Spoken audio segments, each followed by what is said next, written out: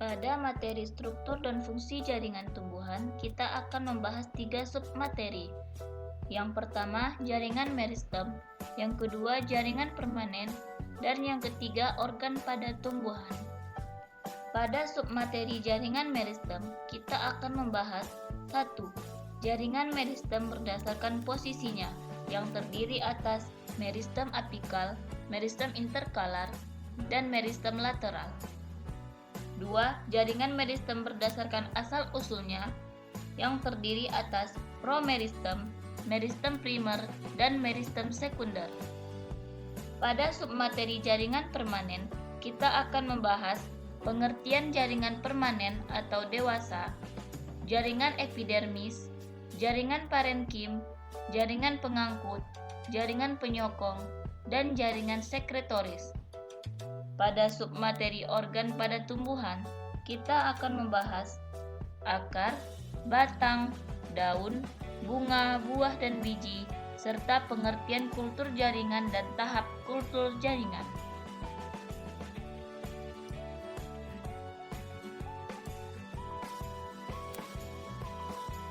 Submaterinya yaitu, pada pertemuan pertama, kita akan membahas jaringan meristem. Pada pertemuan kedua, kita akan membahas jaringan permanen, dan pada pertemuan ketiga, kita akan membahas organ pada tumbuhan.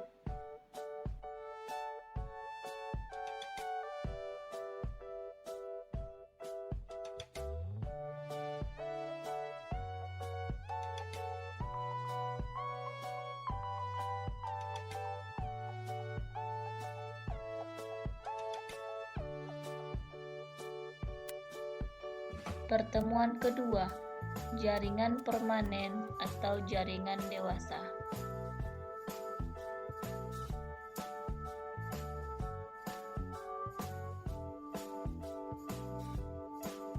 Tujuan pembelajarannya yaitu 1. Menjelaskan struktur jaringan permanen penyusun tubuh tumbuhan. 2. Menjelaskan perbedaan berbagai jenis jaringan permanen penyusun tubuh tumbuhan. 3.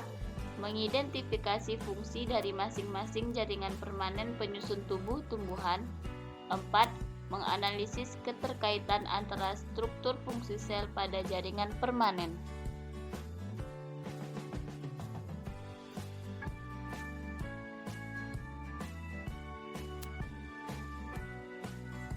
Pokok bahasan. 1. Pengertian jaringan permanen. 2. Jaringan pelindung atau epidermis. 3. Jaringan dasar atau parenkim. 4. Jaringan pengangkut atau vaskular. 5. Jaringan penyokong atau penguat. 6. Jaringan sekretoris.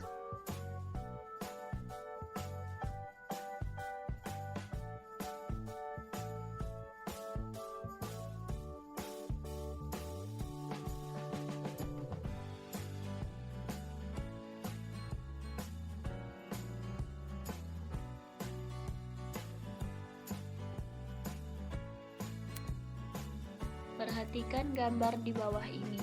Ada 3 bagian warna di dalam tumbuhan tersebut.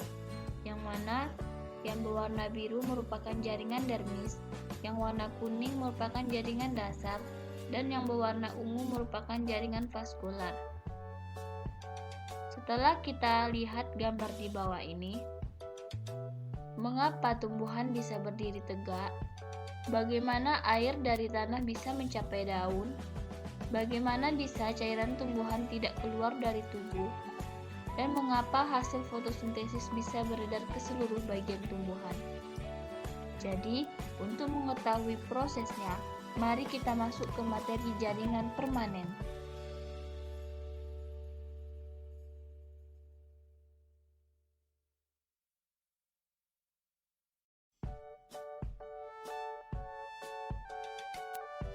Satu, jaringan permanen. Kita akan membahas pengertian jaringan permanen, ciri-ciri jaringan permanen, serta jenis-jenis jaringan permanen.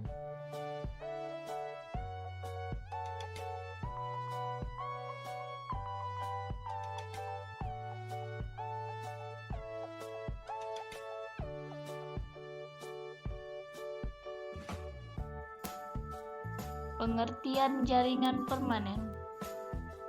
Jaringan embrional atau jaringan meristem akan berkembang menjadi jaringan dewasa atau jaringan permanen. Jaringan permanen atau dewasa adalah jaringan yang sudah mengalami diferensiasi menjadi bentuk lain sesuai dengan fungsinya. Ciri-ciri jaringan permanen. Yang pertama, tidak melakukan aktivitas pembelahan. 2. Sel-selnya berukuran relatif besar dibandingkan dengan sel-sel meristem. 3. Mengalami penebalan pada dinding sel sesuai dengan fungsinya. 4. Sel-selnya memiliki vakuola yang besar sehingga mengandung sedikit sitoplasma. 5. Terdapat ruang antar sel. 6. Kadang-kadang sel-selnya telah mengalami kematian.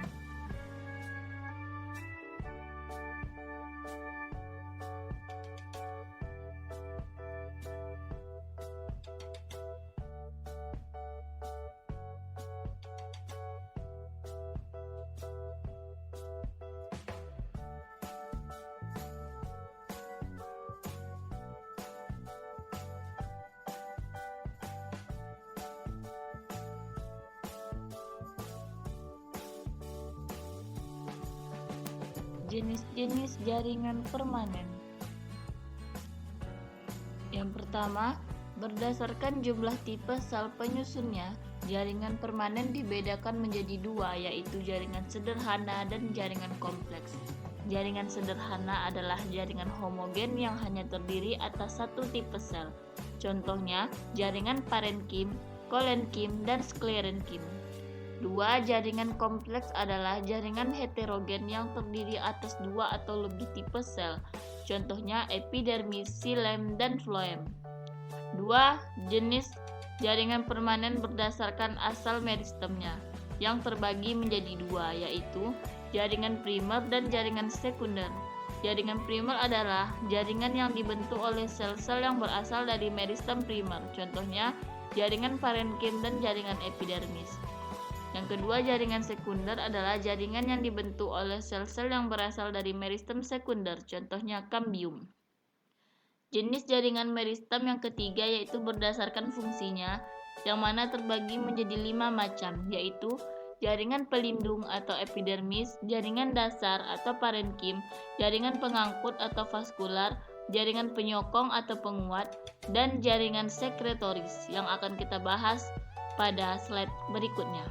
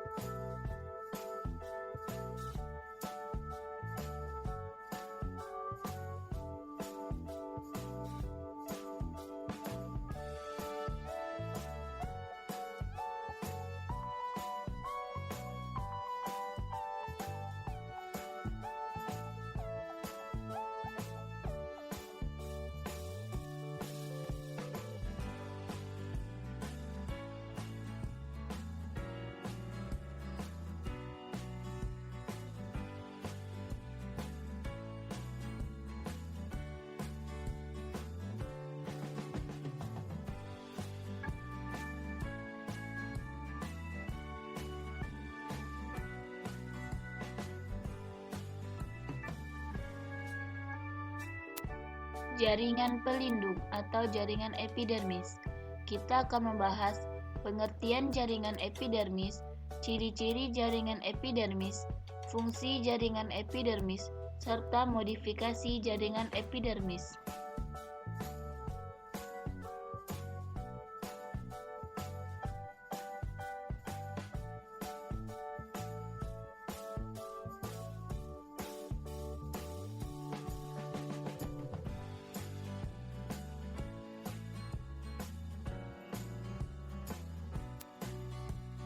Pengertian jaringan epidermis. Jaringan epidermis adalah jaringan yang tersusun dari lapisan sel-sel yang menutupi permukaan organ tumbuhan seperti daun, batang, dan akar. Jaringan epidermis berkembang dari protodem dan umumnya tersusun dari selapis sel, misalnya pada epidermis atas dan epidermis bawah daun. Seperti pada gambar di samping terlihat bahwa jaringan epidermis terletak di bagian paling atas dan terletak di bagian paling bawah, yang gunanya sebagai pelindung.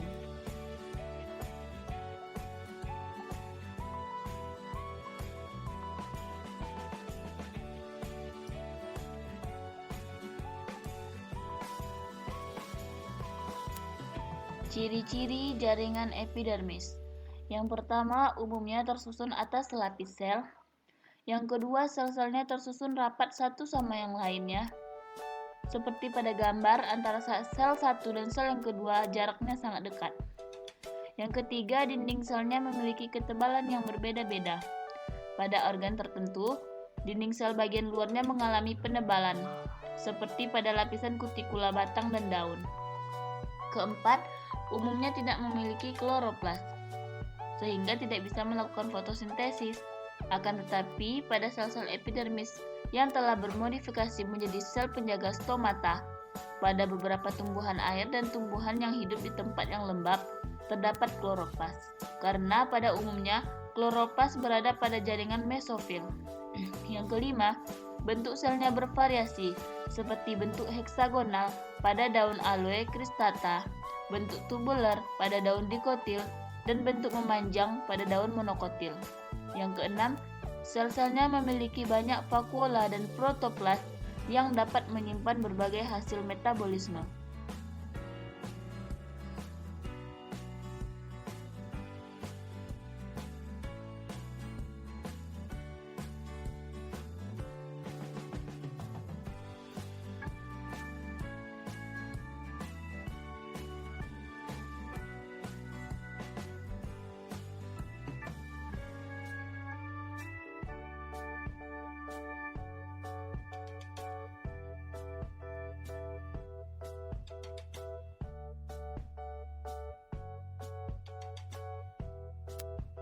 Fungsi jaringan epidermis. Yang pertama, sebagai pelindung tubuh tumbuhan dari gangguan mekanik, patogen, atau kehilangan air dari nutrisi lainnya. Yang kedua, sebagai sekresi getah pada beberapa tumbuhan insektivora, yaitu tumbuhan pemakan serangga, misalnya katong semar. Yang ketiga, membatasi penguapan pada tumbuhan. Fungsi ini dilakukan oleh stomata atau trikoma yang menjadi salah satu bagian dari jaringan epidermis.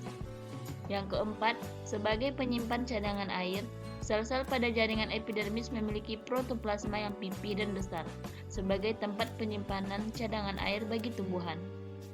Yang kelima, berperan dalam penyerapan air dan hara. Fungsi ini dilakukan oleh sel-sel epidermis akar yang sudah bermodifikasi menjadi bulu akar. Yang keenam, sebagai tempat difusi oksigen dan karbon dioksida. Fungsi ini dilakukan oleh sel-sel epidermis daun yang sudah bermodifikasi menjadi stomata.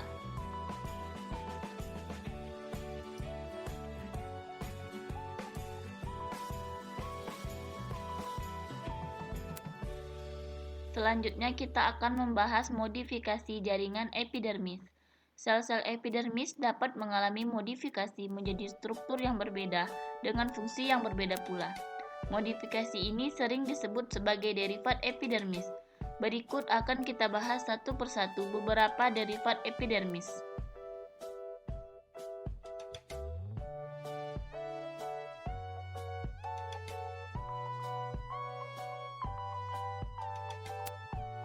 Yang pertama yaitu stomata. Jika tunggal, dia disebut dengan stoma, merupakan derivat dari sel-sel epidermis daun.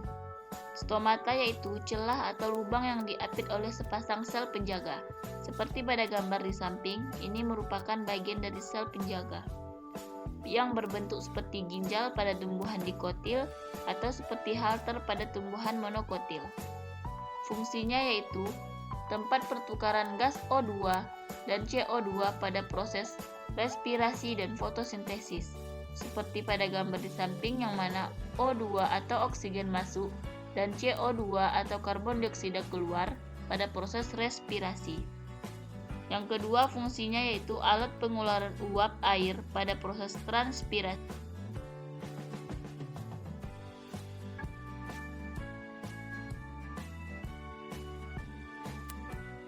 Yang kedua, trikomata. Trikomata jika tunggal disebut dengan trikoma, merupakan rambut-rambut dari epidermis yang terdiri atas sel tunggal atau banyak sel. Trikomata dapat ditemukan pada daun, batang, akar, bunga, buah, dan biji. Pada bagian akar berfungsi untuk penyerapan, pada epidermis daun dan batang untuk mengurangi penguapan dan gangguan mekanik. Pada bunga lonicera, rambut-rambut yang terdapat pada epidermis yang berbatasan pada petal mengeluarkan nektar. Pada rambut kepala putik, mengeluarkan perekat untuk melekatnya polen. Pada biji, untuk mengeringkan dan mempermudah penyebaran oleh angin. Berdasarkan ada tidaknya fungsi sekresi, trikomata dibagi menjadi dua, yaitu trikomata non-glanduler dan trikomata glanduler. Trikomata non-glanduler adalah trikomata yang tidak menghasilkan sekret, contohnya pada daun durian. Trikomata glanduler adalah trikomata yang menghasilkan sekret berupa garam, gula, dan terpen, contohnya pada daun tembakau.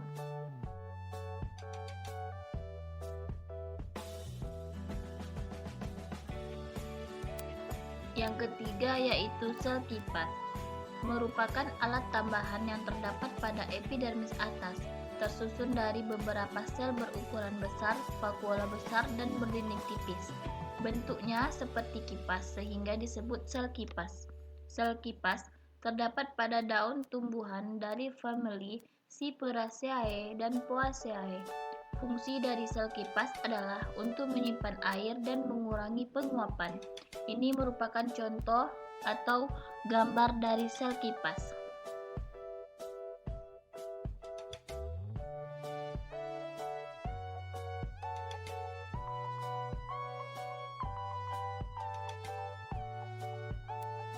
Yang keempat yaitu emergensia. Emergensia adalah tonjolan pada permukaan organ yang terbentuk dari jaringan epidermis dan jaringan di bawah epidermis. Contohnya pada buah kecubung, seperti pada gambar di bawah ini, dan pada buah rambutan.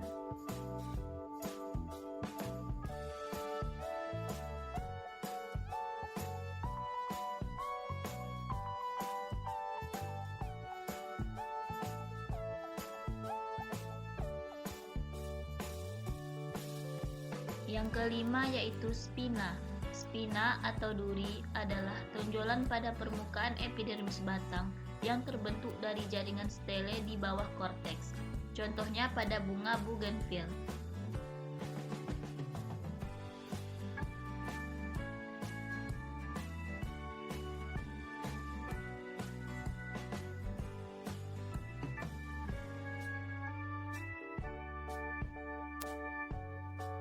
Yang keenam yaitu sel kersik.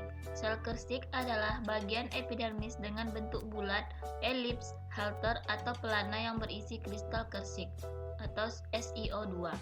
Adanya sel kersik menyebabkan permukaan batang tumbuhan menjadi keras. Fungsi dari sel kersik adalah untuk memperkuat batang. Contohnya pada batang tumbuhan dari famili Poaceae seperti tebu, Cyperaceae, dan Equisetaceae.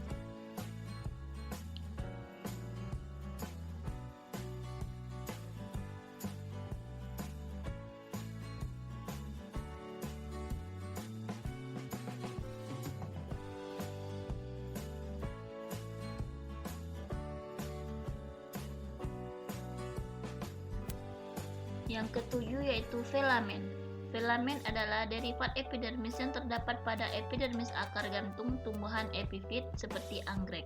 Filamen tersusun dari sel-sel mati. Filamen beserta epidermisnya disebut epidermis ganda. Fungsi dari filamen adalah untuk menimbun air yang diperolehnya dan mengikat oksigen.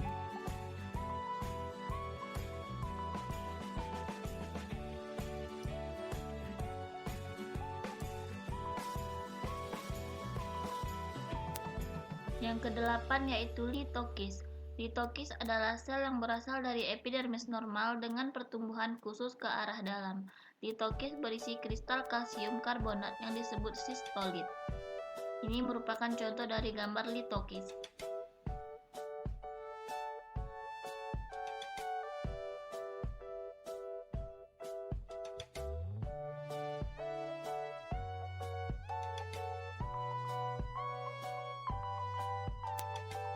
Yang kesembilan, sel silika dan sel gabus. Sel silika dan sel gabus adalah pasangan sel yang biasanya terdapat pada tulang daun Poaceae seperti padi. Sel silika mengandung kristal silika dan sel gabus mengandung endapan suberin.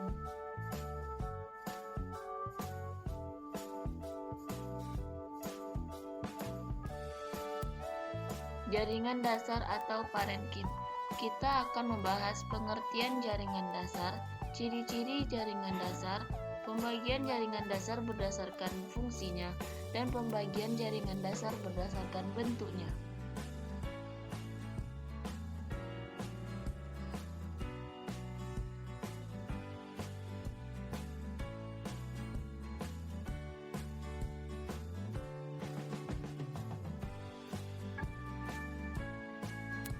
Pengertian jaringan dasar atau parenkim merupakan jaringan yang terbentuk dari sel-sel hidup dengan struktur morfologi dan fisiologi yang bervariasi.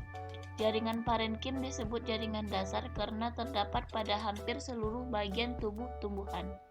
Di antara sel-sel parenkim, terdapat ruang antar sel atau intercellular space yang berperan dalam pertukaran atau peredaran gas-gas. Kebanyakan sel parenkim berbentuk segi banyak atau polihedral. Berikut adalah gambar dari sel parenkim yang mana berbentuk segi banyak atau polihedral, dan di sini juga tampak rongga interseluler.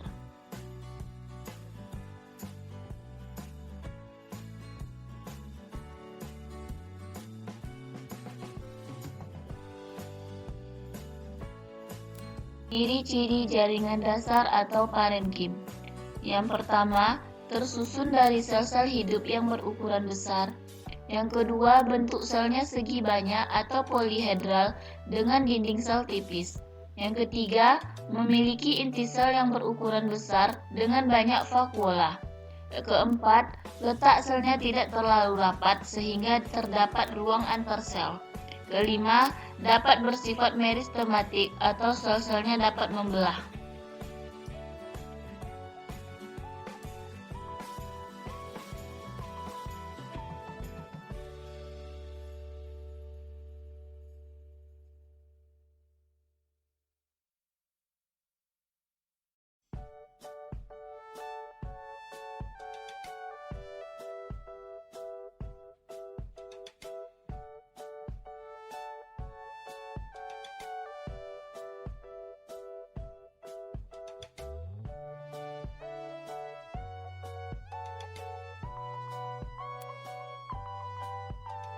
Berdasarkan fungsinya, jaringan parenkim dapat dibedakan menjadi 6. Mari kita bahas satu persatu.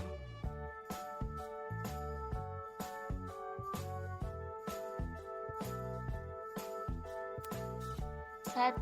Parenkim asimilasi merupakan parenkim yang dapat melakukan fotosintesis karena memiliki klorofil. Terdapat di bagian tubuh tumbuhan yang berwarna hijau, serta parenkim ini disebut juga klorenkim karena mengandung klorofil. Berdasarkan gambar di samping ini, bahwa parenkim asimilasi berwarna hijau karena mengandung klorofil.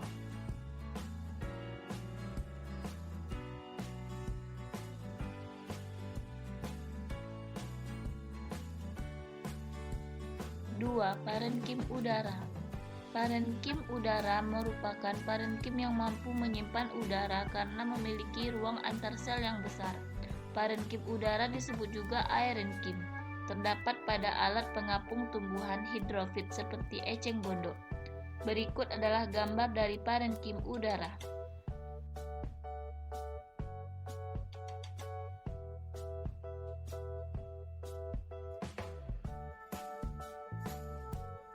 Tiga, parenkim penimbun merupakan parenkim yang berfungsi sebagai tempat penyimpanan cadangan makanan karena memiliki vakuola yang berukuran besar.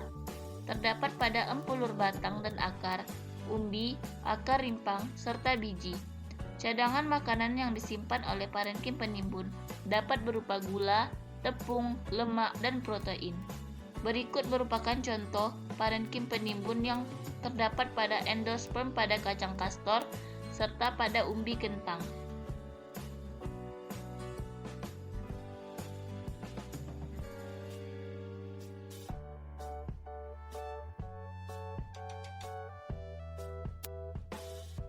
Yang keempat yaitu parenkim penutup luka. Parenkim penutup luka merupakan parenkim yang bersifat meristematik karena melakukan pembelahan diri untuk regenerasi parenkim baru. Parenkim penutup luka disebut juga parenkim gabus atau velogen. Berikut adalah gambar dari parenkim penutup luka yang mana yang di bagian bawah ini merupakan velogennya yaitu parenkimnya, dan yang di atasnya ini merupakan gabusnya atau velum.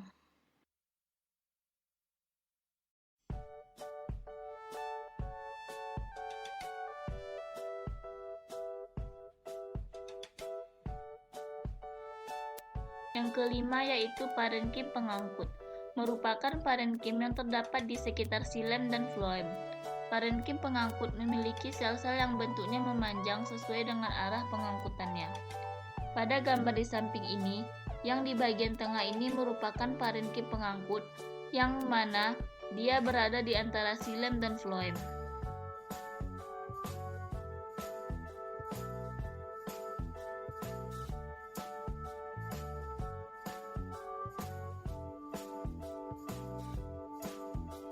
Keenam yaitu parenkim air, merupakan parenkim yang mampu menyimpan air, berdinding sel tipis dengan vakuola besar yang berisi cairan agak berlendir. Parenkim air terdapat pada tanaman xerofit seperti kaktus dan lidah buaya untuk menghadapi masa kering. Air yang tersimpan di dalam jaringan parenkim air pada kaktus terikat dalam vakuola dari sel-selnya secara aktif sehingga kaktus tampak berdaging. Berikut ini adalah gambar dari kaktus dan lidah buaya yang mana di dalamnya terdapat parenkim air.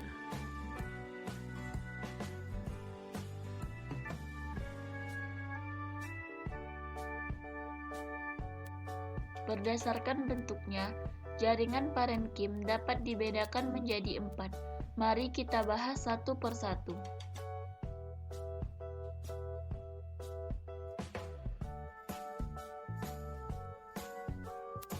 Yang pertama yaitu parenkim palisade, merupakan parenkim yang sel-selnya berbentuk memanjang, tegak, dan mengandung banyak kloroplas. Terdapat pada mesofil daun dan kadang-kadang ditemukan pada biji. Pada gambar samping merupakan gambar dari parenkim palisade.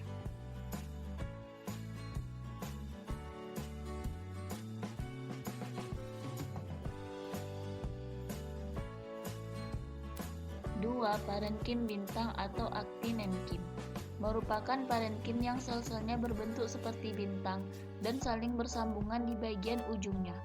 Terdapat pada tangkai tanaman bunga kana atau kana sp. Di samping ini merupakan gambar dari parenkim bintang.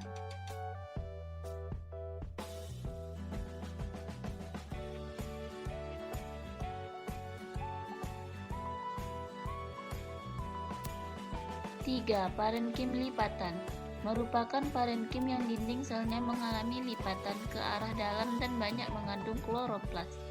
Parenkim ini terdapat pada mesofil daun pinus sp dan padi. Menurut fungsinya, parenkim lipatan disebut juga dengan parenkim asimilasi atau klorenkim. Pada gambar di samping ini dapat kita lihat bagian dari klorenkimnya yaitu sebelah kiri bawah ini yang berbentuk bergerigi.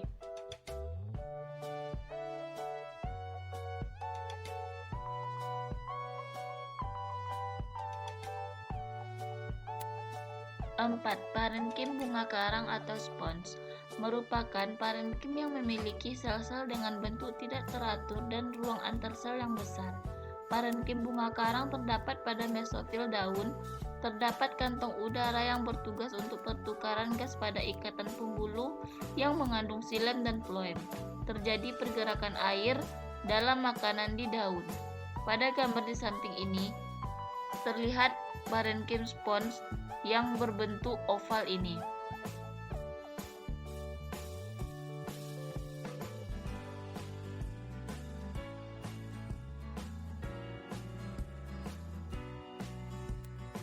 Jaringan pengangkut.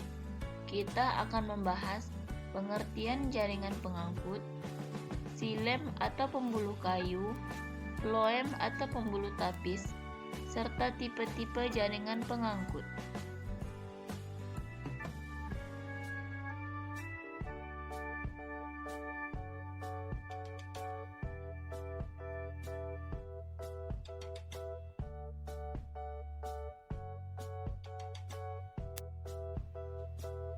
Pengertian jaringan pengangkut. Jaringan pengangkut atau vaskular adalah jaringan yang berfungsi untuk mengangkut air dan garam mineral serta hasil fotosintesis. Jaringan pengangkut terdiri atas xilem dan floem. Dari gambar di bawah ini dapat kita lihat bagian xilem dan floem. Mari kita bahas satu persatu.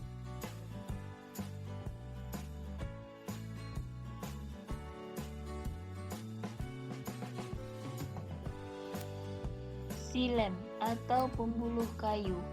Kita akan membahas pengertian xilem serta komponen penyusun xilem.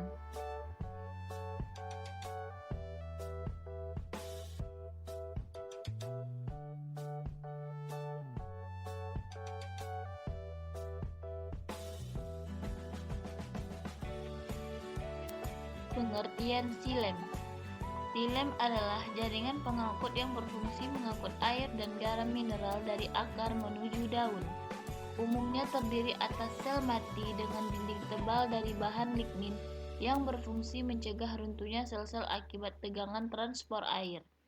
Pada awalnya, xilem merupakan hasil aktivitas meristem apikal lewat pembentukan prokambium. Xilem yang terbentuk dari prokambium dinamakan xilem primer.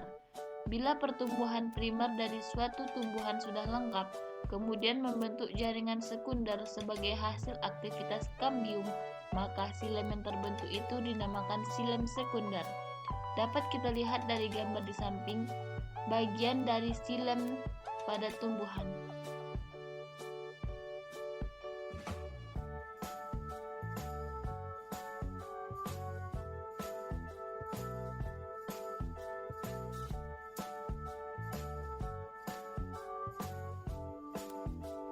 Komponen penyusun xilem. Ada dua komponen penyusun xilem, yaitu yang pertama trakeit, yang kedua unsur pembuluh. Trakeit merupakan sel panjang dan tipis dengan ujung meruncing.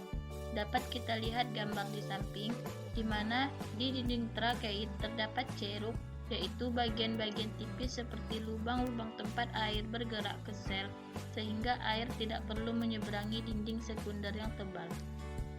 Yang kedua, unsur pembuluh. Umumnya lebih besar, lebih pendek, berdinding lebih tipis, kurang meruncing daripada trakeit. Unsur pembuluh tersusun dengan ujung-ujung yang bersentuhan membentuk pipa mikro panjang yang disebut pembuluh atau vessel. Dinding ujung dari unsur pembuluh memiliki lempeng berlubang-lubang yang mengalirkan air secara bebas melalui pembuluh.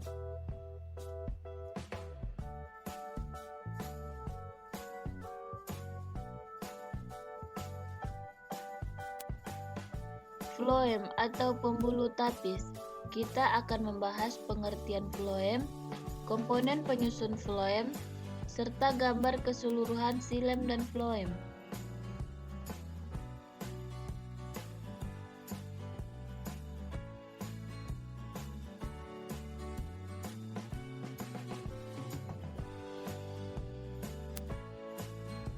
Pengertian floem. Floem adalah jaringan pengangkut yang berfungsi mengangkut dan mendistribusikan zat makanan hasil fotosintesis dari daun ke seluruh bagian tubuh tumbuhan. Floem tersusun dari sel-sel hidup dan sel-sel mati. Floem berfungsi menyimpan cadangan makanan dan berperan sebagai sekat pemisah antara floem yang satu dengan yang lainnya. Dari gambar di samping dapat kita lihat bagian floem, yaitu yang berada di sekitaran xilem.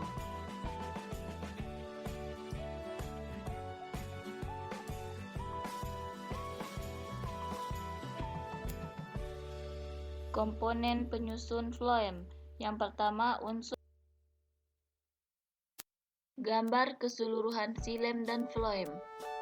Xilem terdiri dari trakeit yang memiliki ceruk untuk tempat masuknya air-air menuju sel.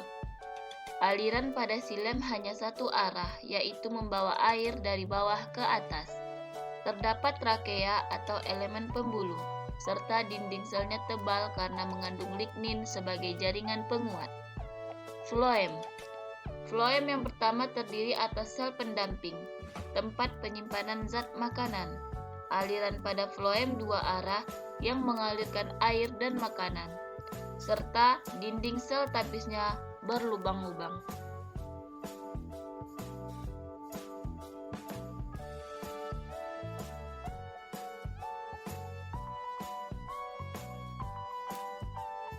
Tipe-tipe jaringan pengangkut. Ada 3 macam tipe jaringan pengangkut. Yang pertama, tipe kolateral. Yang kedua, tipe konsentris. Yang ketiga, tipe radial.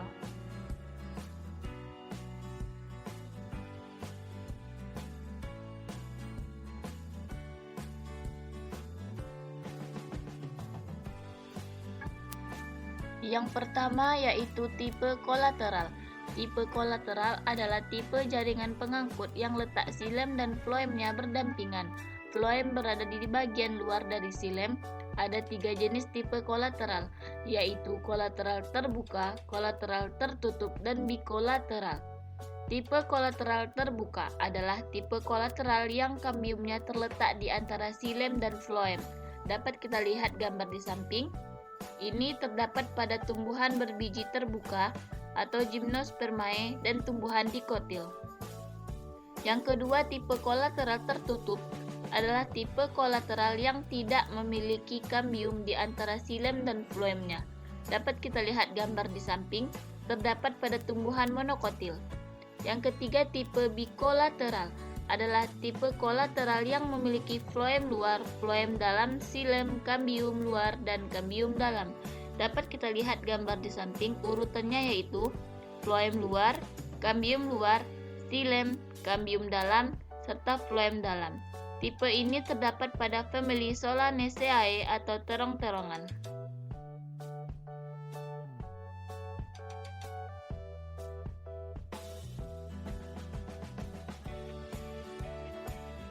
Yang kedua yaitu tipe konsentris. Tipe konsentris adalah tipe jaringan pengangkut yang letak silemnya dikelilingi oleh floem atau sebaliknya. Ada 2 jenis tipe konsentris yaitu konsentris amfifasal dan konsentris amfikribal. Yang pertama, konsentris amfifasal adalah tipe konsentris dengan floem berada di tengah dan silem mengelilingi floem. Seperti kita lihat pada gambar di samping, ini terdapat pada rizoma dari Acorus sp. Yang kedua yaitu konsentris amfikribal adalah tipe konsentris dengan silem berada di tengah dan floem mengelilingi silem. Seperti pada gambar di samping, ini terdapat pada tumbuhan paku-pakuan. Selanjutnya yang ketiga ada tipe radial. Tipe radial adalah tipe jaringan pengangkut yang letak silem dan floemnya bergantian menurut jari-jari lingkaran. Tipe ini terdapat pada akar monokotil dan akar primer dikotil.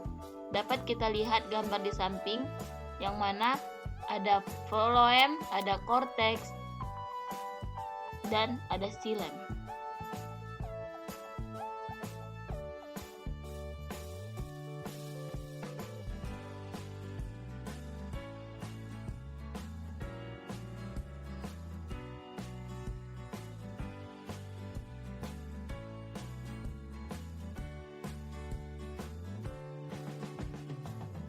Jaringan penyokong atau penguat. Kita akan membahas pengertian jaringan penyokong, fungsi jaringan penyokong, kolenkim, dan sklerenkim.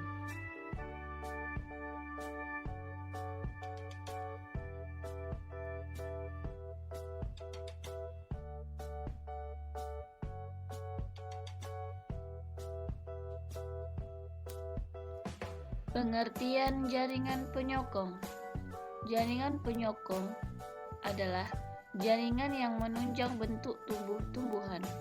Ciri-ciri jaringan penyokong adalah memiliki sel-sel berdinding tebal dan kuat, serta telah mengalami spesialisasi pada sel-selnya. Jaringan penyokong terbagi menjadi 2, yaitu jaringan kolenkim dan jaringan sklerenkim. Ini adalah gambaran dari jaringan kolenkim dan sklerenkim.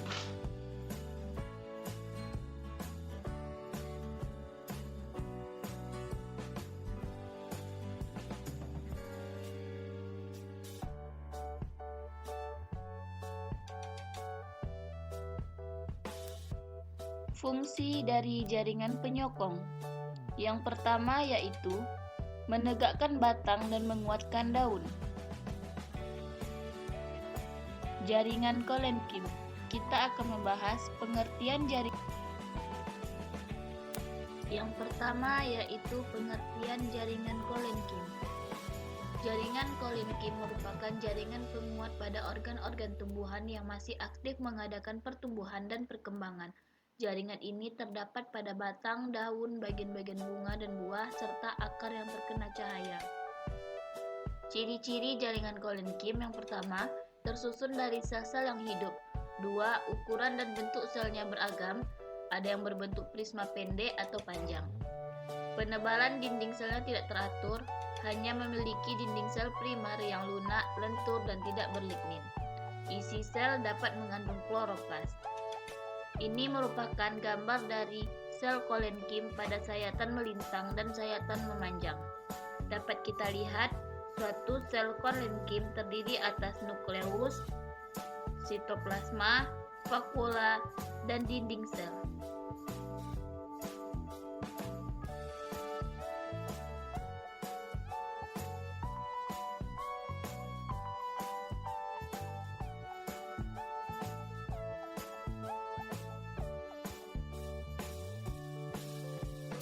Berdasarkan bentuk penebalan dan letaknya, jaringan kolenkim dapat dibedakan menjadi 4. Yang pertama yaitu kolenkim angular, merupakan jaringan kolenkim yang mengalami penebalan di bagian sudutnya. Tipe ini terdapat pada daun-daunan seperti daun seledri. Yang kedua yaitu kolenkim lamelar, merupakan jaringan kolenkim yang mengalami penebalan di bagian dinding sel tangensial atau menjalar saja. Fungsi kolenkim ini adalah untuk menopang kekuatan lapisan luar struktur tanaman seperti pada batang atau daun. Yang ketiga, kolenkim anular, merupakan jaringan kolenkim yang dinding selnya menebal secara merata.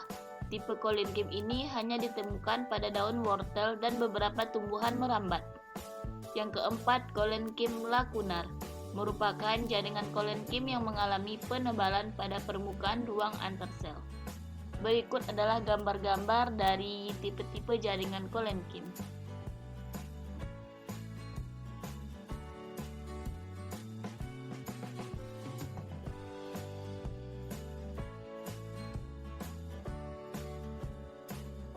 Jaringan sklerenkim. Kita akan membahas pengertian jaringan sklerenkim, ciri-ciri jaringan sklerenkim, dan pembagian jaringan sklerenkim.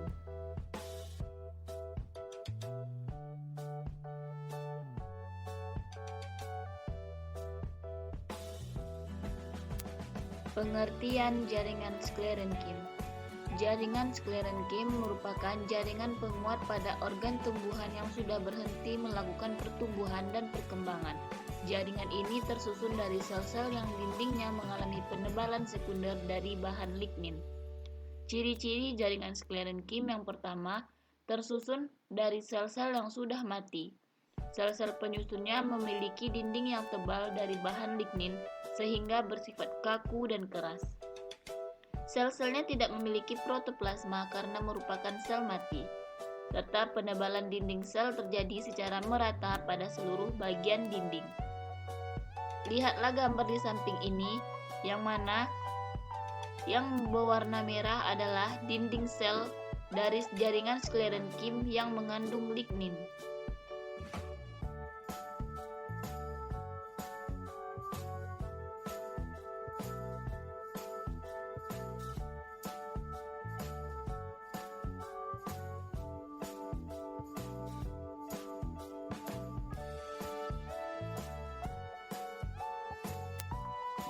Jaringan sklerenkim dibagi menjadi 2. Yang pertama yaitu sklereid, merupakan sel yang berukuran pendek, berbentuk tidak teratur, dan memiliki dinding sekunder yang terlignifikasi dan sangat tebal. Contohnya pada buah pir yang berstruktur pasir. Yang kedua yaitu serabut atau serat-serat sklerenkim, merupakan sel yang tersusun dalam benang-benang berukuran panjang, langsing, dan meruncing, berfungsi untuk mendukung dan memperkuat tumbuhan. Di samping ini merupakan gambar dari sel sklerate dan serat-serat atau sel-sel serat.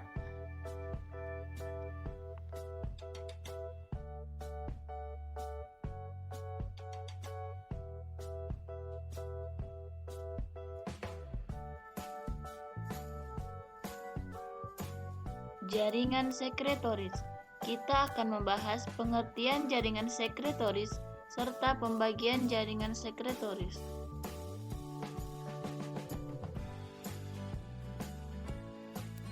Pengertian jaringan sekretoris. Jaringan sekretoris adalah sekumpulan sel yang berfungsi menghasilkan suatu zat. Jaringan sekretoris disebut juga kelenjar internal karena senyawa yang dihasilkan tidak keluar dari tubuh. Pada tumbuhan terdapat struktur sekresi khusus, yaitu berupa sel atau sekelompok sel yang mensekresikan senyawa-senyawa atau sekret tertentu. Berdasarkan tempat penyimpanan materi yang akan disekresikan, ada dua macam sekresi, yaitu sekresi intraseluler dan sekresi ekstraseluler. Pada gambar di bawah ini, yang ditunjuk merupakan jaringan sekretoris.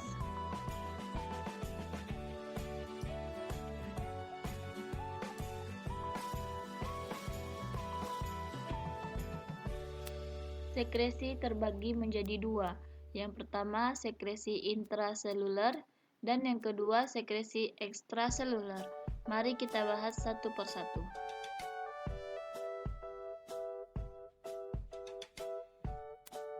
Yang pertama yaitu sekresi intraseluler.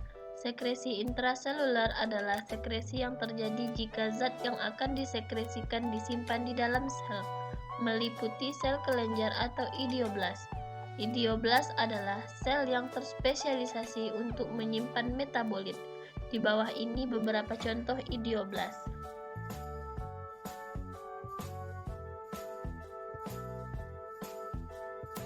Satu, sel lendir merupakan sel hidup dengan inti sel berbentuk benang dan memiliki lendir yang dihasilkan oleh dinding sel. Contohnya, sel lendir pada kaktus atau Matusana grandiflora. Lendir atau karbohidrat akan mengikat air sehingga dapat digunakan untuk mencegah terjadinya penguapan yang berlebihan. Di bawah ini merupakan gambar dari sel lendir pada kaktus.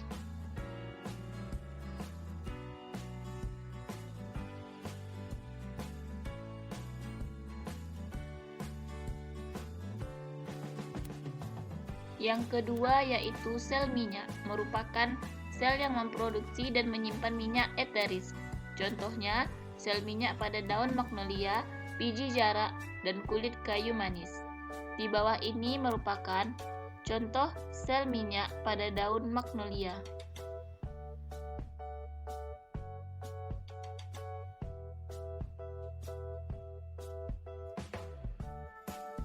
Tiga yaitu sel penyamak, merupakan sel tunggal atau sekelompok sel yang menghasilkan zat penyamak. Gunanya untuk melindungi lapisan tanaman. Contohnya sel penyamak pada tumbuhan pinang, gambir, atau ketapang.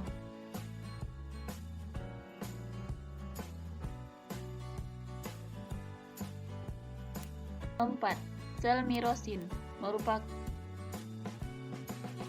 sekresi ekstraseluler, merupakan sekresi yang terjadi jika zat yang akan disekresikan disimpan di luar sel. Sekresi ekstraseluler dibagi menjadi dua, yaitu sekresi endogen dan sekresi eksogen. Sekresi endogen yaitu akumulasi materi untuk sekresi terjadi di ruang antar sel. Sedangkan sekresi eksogen, materi disekresikan keluar dari tumbuhan dan terjadi dalam berbagai struktur sekretori epidermal. Berikut adalah gambar dari masing-masing sekresi endogen dan sekresi eksogen.